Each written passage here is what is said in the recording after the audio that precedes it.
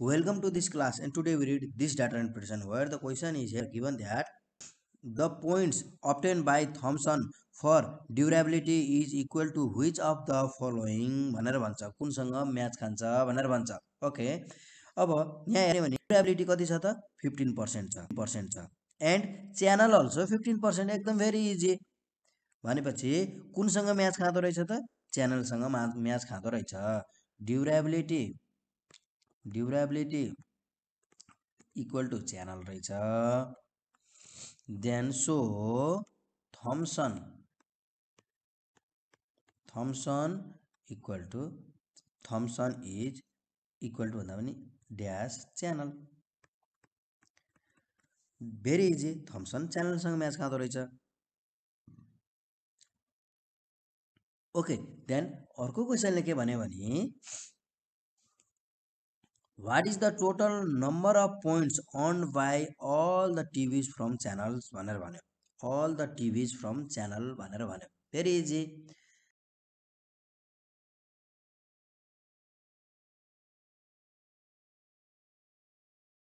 अब यसले के भन्यो भने total points on by all channel on by channel कति छ त 15% छ के अरे च्यानलमा कति छ 15% छ 15% अफ कतिको त भन्दाखेरि यी सबै टिभी हुन् भनेपछि 683 Sony 683 plus 650 plus 640 plus 625 plus 620 plus 600 यो सबै गर्दाखेरि कति आउँछ त भन्दा 15/100 इन्टु 3818 यो भनेको 5727 सल्भ गर्दाखेरि त्यस भए यसको आन्सर हुन्छ 57.2.7 ओके अर्को क्वेसनले के भन्छ भने what are the average point per TV on for child lock भनेर भन्छ चाइल्ड लक भनेको कति छ त 12% छ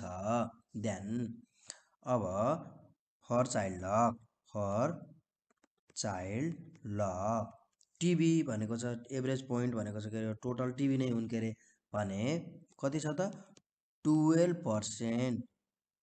अफ 3818 अघि नै छ यो सबै जोडेर अघि नै चाहिँ निकालिएको थियो के अरे माथिकै क्वेसनमा निकालिएको थियो के अरे यो सबै जोड्दाखेरि कति आएको थियो त 3818 आएको थियो ओके 3818 त्यसो भए यसलाई सल्भ गर्दाखेरि कति आयो त 548.16 आयो अब एभरेज सोधेको छ क्वेसनले एभरेज सोधेपछि कति भयो त भन्दा 548.16 अपन कतिवटा छ त आइटम 6 वटा छ भने यो भनेको कति हुन्छ त 76.36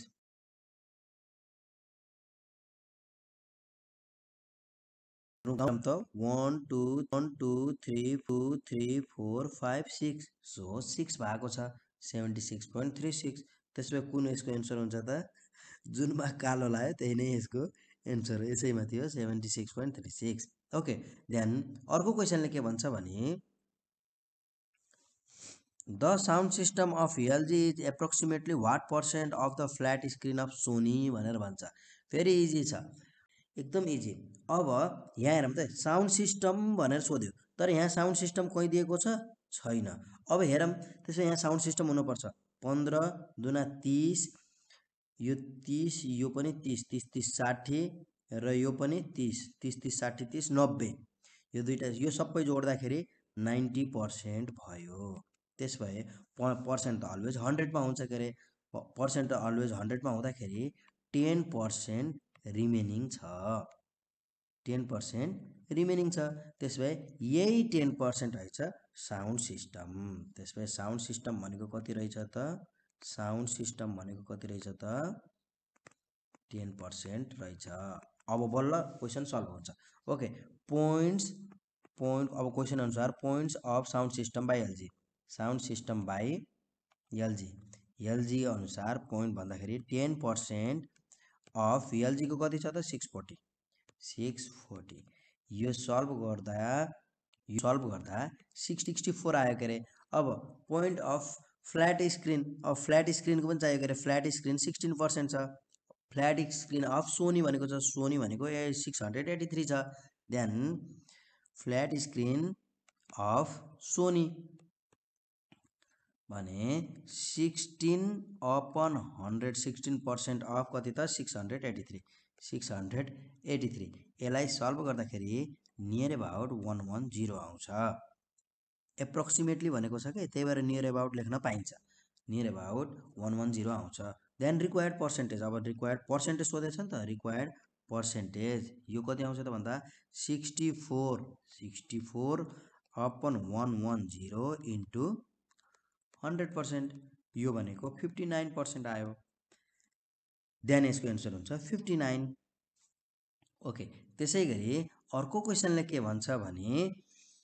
the point on by Philips for VCD and DVD is what percent more or less than the point on by BPL for colour brightness भनेर भन्यो। Points covered by Philips for VCD, Philips for VCD and DVD कति रहेछ त भन्दा VCD and DVD भनेको 14% छ, Philips 650 छ भने 14% अफ 650, यो भनेको 91 आयो के अरे। त्यसै गरी अर्को के भनेको छ भने points on by BPL, BPL भनेको छ के अरे BPL फर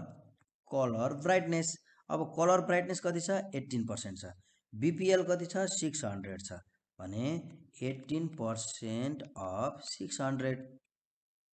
यो निकाल्दाखेरि कति आउँछ त भन्दा 108 आउँछ।